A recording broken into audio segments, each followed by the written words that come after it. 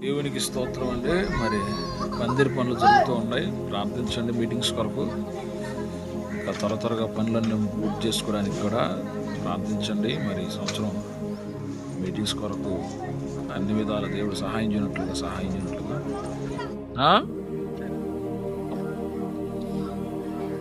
దీనికి ఎంత తీసుకున్నాడా?